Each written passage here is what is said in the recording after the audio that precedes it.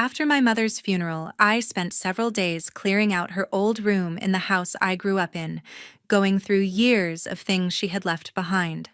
My name is Mallory Stewart, and at 37, I never imagined I would be the one handling everything alone while carrying the weight of losing her. The house felt unnervingly quiet as I opened drawers and closets trying to decide what to keep and what to let go. One afternoon, while cleaning the nightstand beside her bed, my hand brushed against a thick envelope hidden beneath the bottom liner. It was covered in dust, as if it had been untouched for a very long time. I sat down on the floor and opened it out of pure curiosity. Inside was an old crumpled photograph, along with a few folded papers yellowed by age. I stared at them for a long time, a deep sense of unease settling in. Something about what I was holding made it clear that there were parts of my mother's life I had never been told about. I placed everything back into the envelope and carried it with me, my mind racing with questions. When I showed the envelope to the lawyer, he reviewed its contents silently for several moments. Then his expression changed. His face went pale, and in a low voice he said, "Oh my God, don't let your sister find out." My heart began to pound as his words hung in the air. I stood there frozen, unable to respond. Whatever my mother had hidden all these years, it was clear that the truth had the power to destroy everything I thought I knew about my family. And that was only the beginning. Before we dive deeper into this shocking discovery that turned everything I knew about my family upside down, I'd love to know where you're watching from today. Drop your city in the comments below, and make sure to subscribe for more real-life stories like this one every day. From the time I was little until I grew up in our Hill District home in Pittsburgh. Mom worked night shifts as a nurse to support my sister Autumn, and me never once complaining about money troubles or the absence of our father. She would come home exhausted in the early morning hours, still manage to prepare simple meals for us before catching a few hours of sleep, then wake up again to help with homework or drive us to appointments.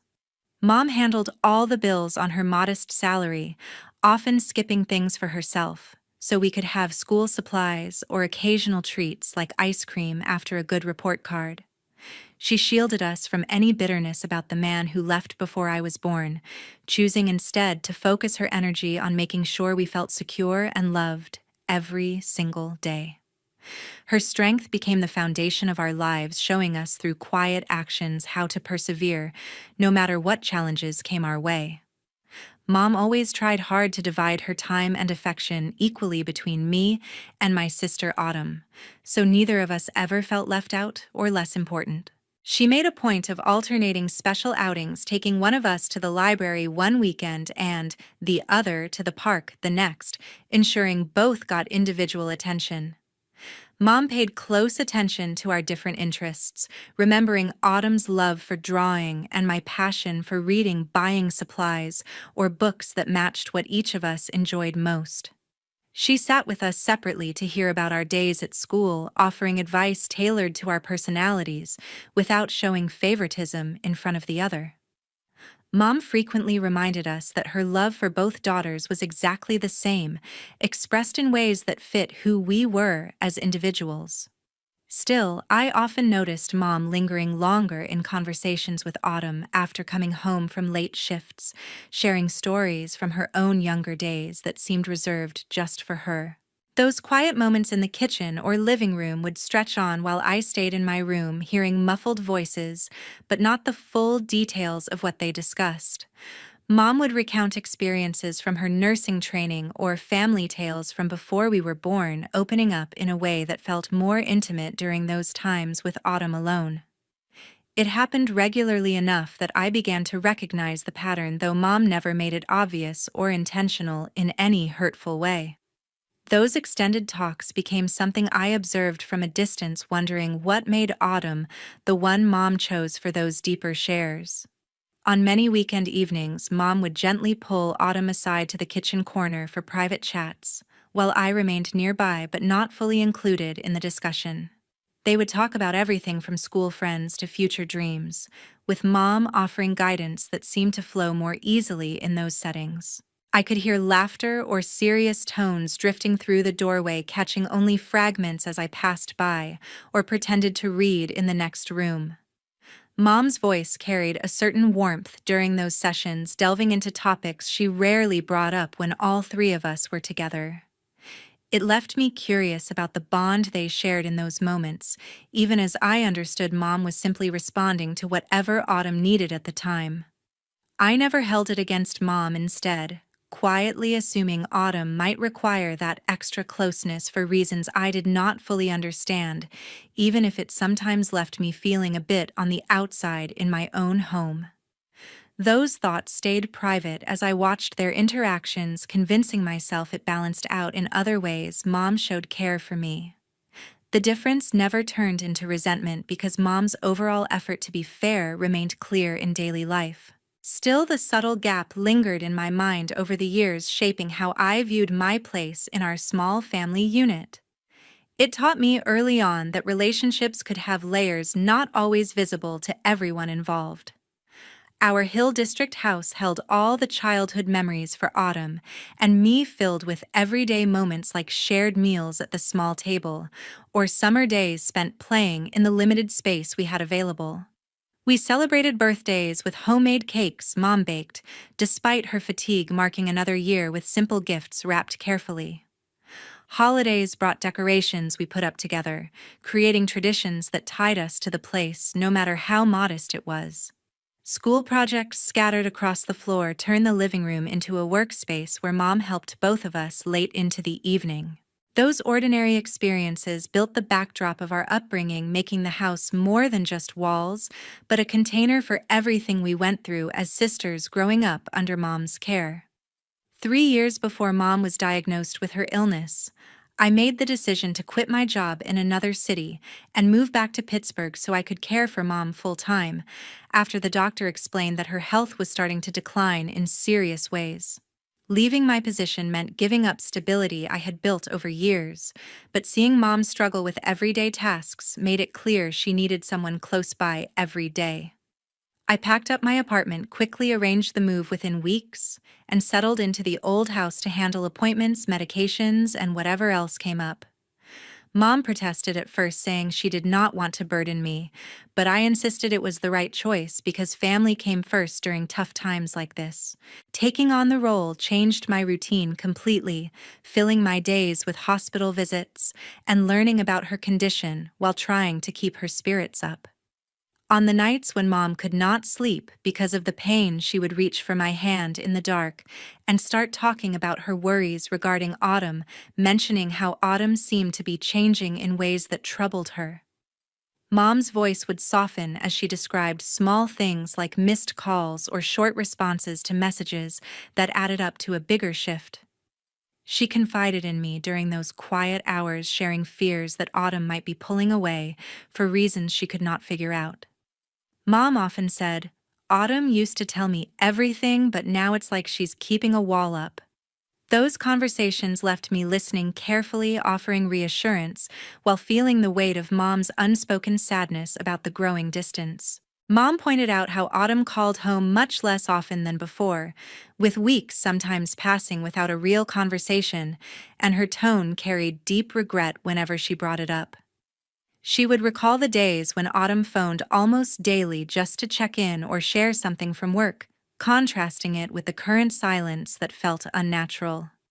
Mom wondered aloud if something at Autumn's job in Philadelphia was overwhelming her, yet no clear answers came from the brief talks they did have. The change bothered Mom enough that she brought it up repeatedly during our late-night talks, hoping I might have insight she lacked.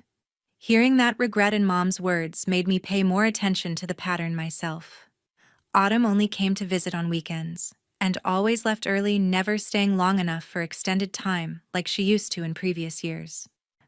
Her arrivals felt rushed, with quick hugs and updates delivered in a hurry before she cited commitments back in Philadelphia as the reason for departing soon.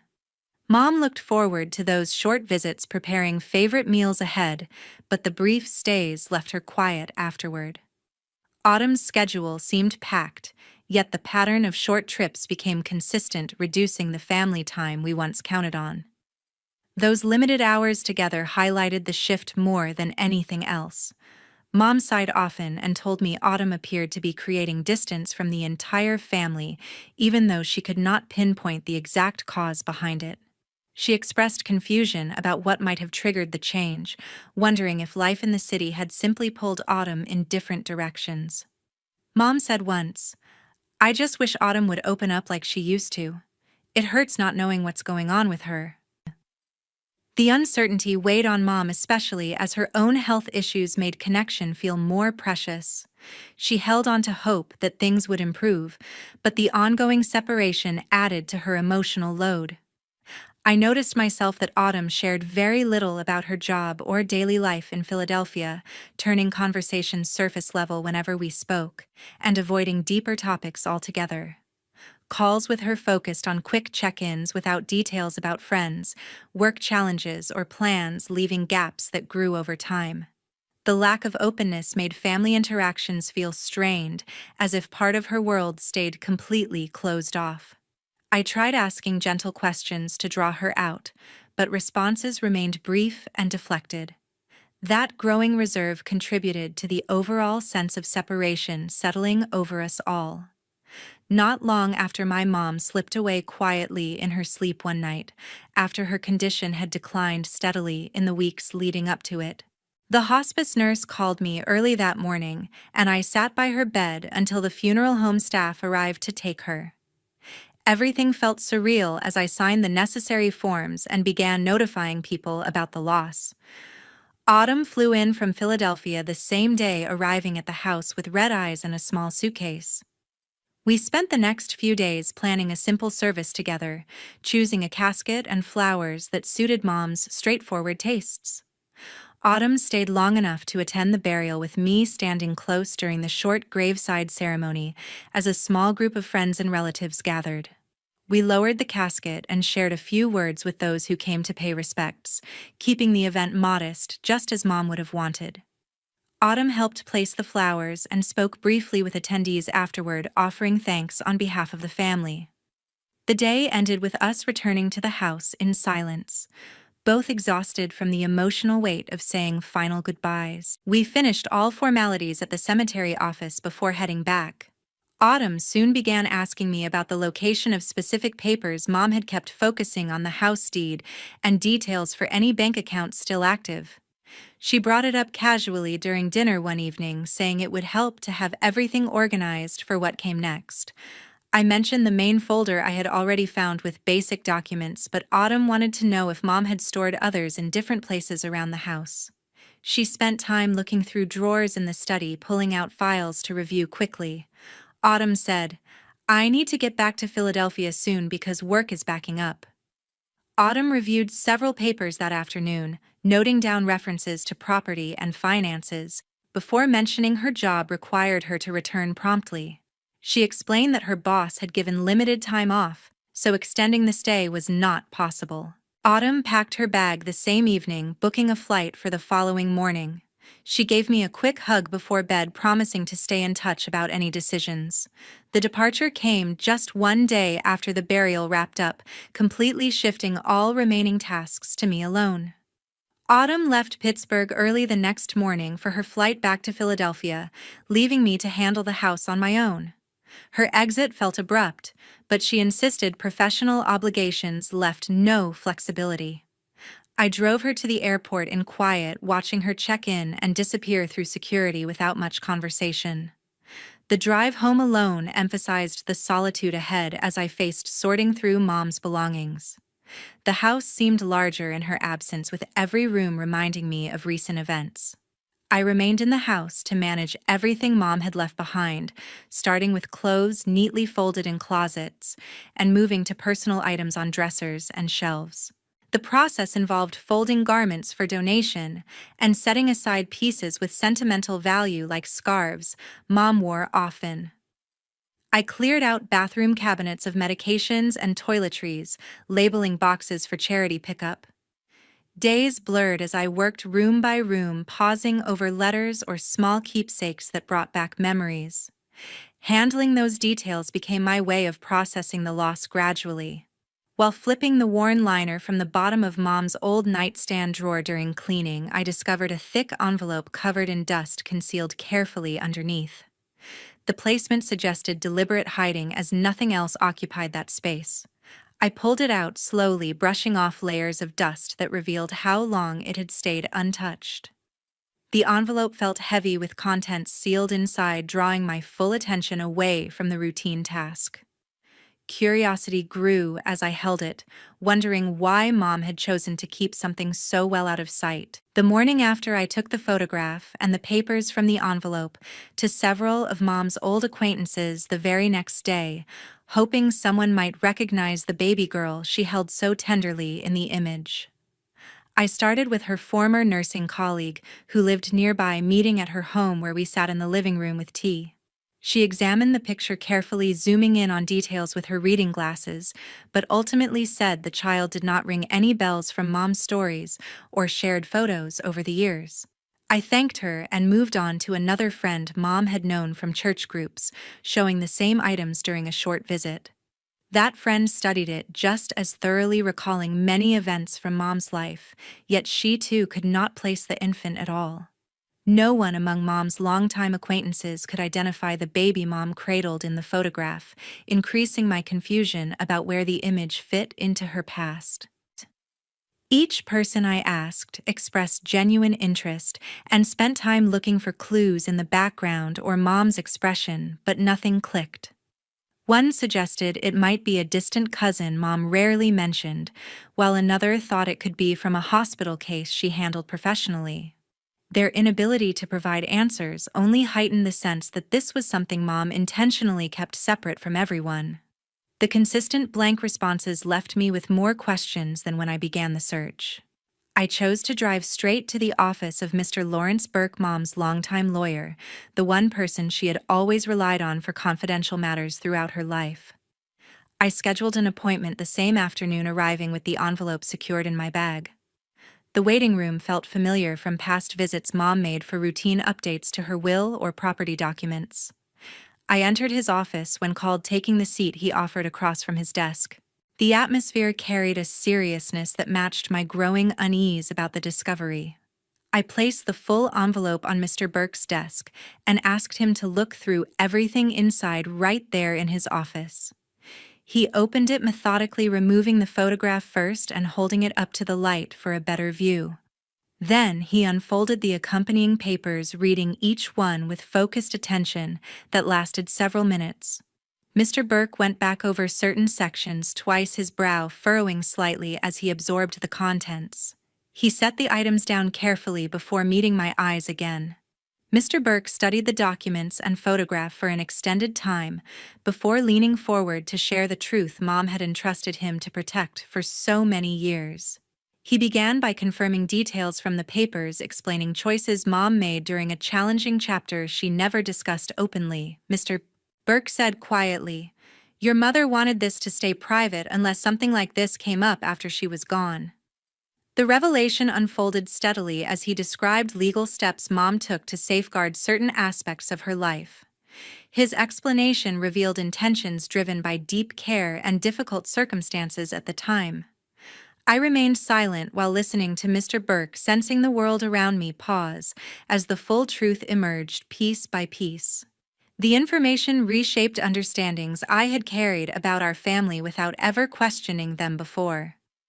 Mr. Burke allowed space for the weight of his words to settle, speaking with respect for Mom's wishes throughout. Emotions built gradually as connections formed between the hidden items and events from long ago. Sitting there, absorbing everything, marked a profound shift in how I viewed Mom's past decisions and sacrifices. That weekend, Autumn started calling from Philadelphia, pushing to move forward with dividing the estate as quickly as possible, without any further delays. The calls came at different times, sometimes in the morning before work, or late in the evening when I was winding down. She repeated the need to settle everything soon, citing reasons related to her own schedule and financial planning. Autumn's messages grew more frequent, filling my phone with notifications that I began to dread answering. The persistence caught me off guard, as we had not spoken this often since Mom's passing. Autumn proposed selling the house in Pittsburgh to convert it into cash, arguing that a larger share should go to her, for personal reasons she did not fully explain at first. She outlined potential buyers or real estate options during one conversation, emphasizing how the market favored quick sales. Autumn suggested splitting proceeds unevenly, claiming her circumstances justified the adjustment. She brought up past contributions to the property upkeep, framing it as grounds for the imbalance. The idea of letting go of the home so soon felt wrong to me on every level. I stood firm in refusing to sell the house, explaining that keeping it preserved family memories and served as a connection to Mom we both needed.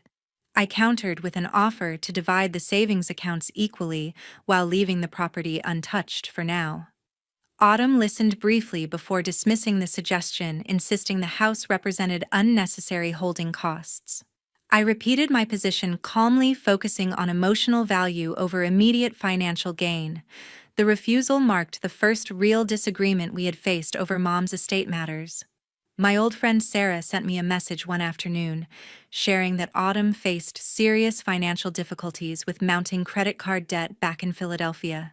Sarah mentioned hearing about it through mutual contacts who worked in the same industry. The information explained some of the urgency behind Autumn's calls, though it did not change my stance on the house. Sarah advised caution, noting patterns of spending that had escalated recently. Receiving that update shifted my perspective slightly on Autumn's motivations without softening my resolve. The calls from Autumn became increasingly sharp, filled with accusations and pressure designed to force me into agreement. She raised her voice during several conversations, questioning my priorities and loyalty to family. Autumn accused me of dragging things out unnecessarily, claiming delays hurt everyone involved. The tone shifted from requests to demands, leaving me drained after hanging up. The escalation built tension that affected my daily routine more than I expected. Autumn kept emphasizing that I acted selfishly by holding on to the house without considering her situation at all. She repeated phrases about fairness and shared responsibility, twisting them to highlight what she saw as my unwillingness to compromise.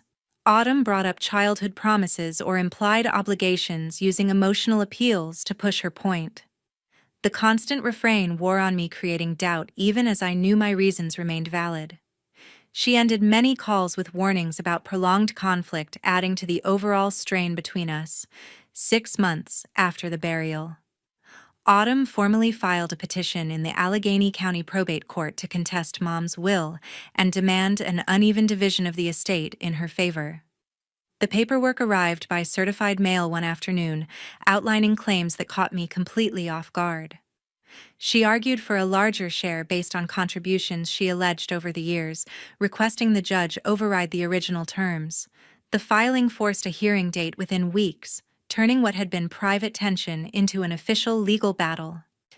Receiving the notice made the conflict feel irreversible, pulling everything into the open. At the hearing in the courthouse downtown, Autumn took the stand first and delivered a long argument about how she deserved the majority because she had been the one truly building the family with Mom from the very beginning. She spoke confidently to the judge, describing childhood responsibilities she took on and financial help she provided during Mom's illness.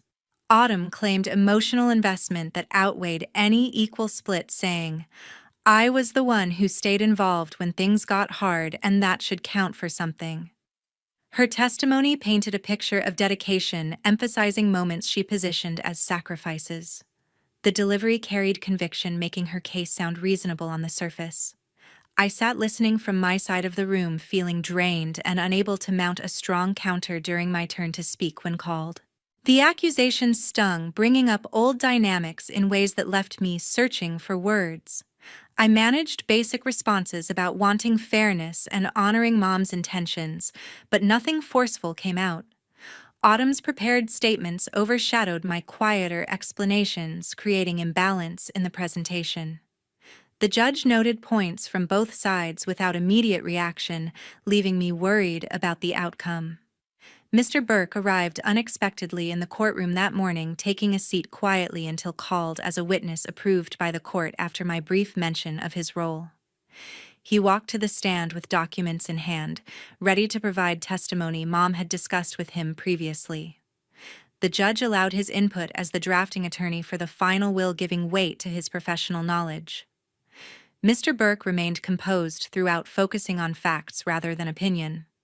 His presence shifted the atmosphere noticeably. Mr. Burke presented the official adoption papers from 1988, along with the last will Mom signed, while fully competent and free from influence. He explained the timeline, clearly confirming Mom's mental capacity through medical notes and witness signatures at the signing. Mr. Burke stated, "Mom executed this document with full understanding, and it includes specific provisions she insisted on." The adoption record established Autumn's legal status from early childhood, separate from biological ties. He handed copies to the judge for review, ensuring transparency in the process. The will laid out explicit terms that the house must convert to a charitable trust for patient support and could not be sold, while excluding Autumn from inheritance due to evidence of undue influence during Mom's vulnerable period. Mr. Burke detailed emails and notes showing pressure applied when Mom's health declined, meeting legal standards for manipulation. He quoted the clause directly, "Any beneficiary attempting to exert undue influence shall forfeit their share." The provisions reflected Mom's final clear wishes, protected against challenges. The revelation landed heavily in the room, changing everything presented earlier. 1 year later, the court completely dismissed Autumn's petition and ordered her to pay all attorney fees, along with an additional surcharge for bringing a frivolous challenge without basis. The judge cited clear evidence of Mom's capacity and the no contest clause that triggered forfeiture upon contest. Autumn received the ruling in writing shortly after, outlining costs that ran into tens of thousands due to prolonged proceedings. She appealed briefly but dropped it when advisors explained the low chances and rising expenses. The final order closed the case, firmly enforcing Mom's wishes without further alteration. Autumn lost every claim to inheritance under the terms, leaving her with nothing from Mom's estate beyond a few personal items already distributed earlier. She moved out of Philadelphia to an unknown location soon after the decision, changing numbers and addresses without notice.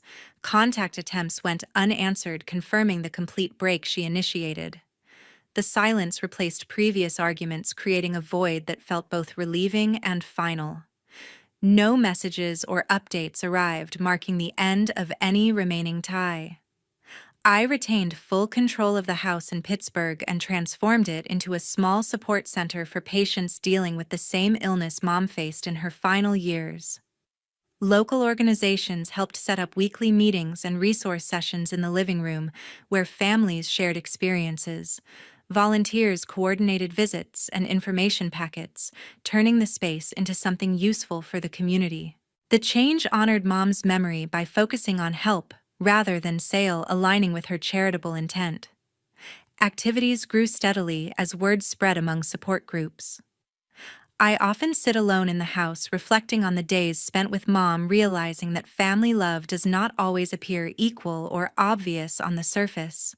Those quiet moments bring back conversations we had during her illness, showing care expressed in ways unique to each relationship. The differences I noticed growing up make sense now as part of Mom's individual approach to parenting. Memories surface without bitterness, highlighting protection she extended in her own manner. Understanding that variation brings peace about past perceptions. I learned the importance of setting firm boundaries with people who cause deep hurt, even when shared history exists from growing up together under one roof. The experience taught me to prioritize self-protection over forced reconciliation when trust breaks beyond repair. Recognizing manipulation patterns early allows space for healing without ongoing damage. Those limits preserve energy for positive connections instead of exhausting conflicts. Applying them created clarity in relationships moving forward.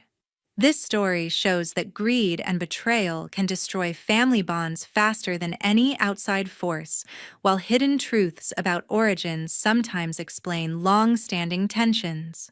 Protecting yourself by enforcing boundaries after severe hurt is not cold, but necessary for personal peace. Honoring a loved one's final wishes, even when they reveal painful realities, brings closure and purpose. In the end, choosing integrity over forced unity leads to healthier lives, reminding us that not all relationships deserve endless chances despite shared pasts. 78 words. Thank you so much for staying with me through this entire story about family secrets, loss, and difficult choices. Your time means a lot, and I'm grateful you listened until the end. If anything resonated or you have experiences with inheritance disputes or sibling rifts, please share your thoughts in the comments below. I'd love to hear your perspectives.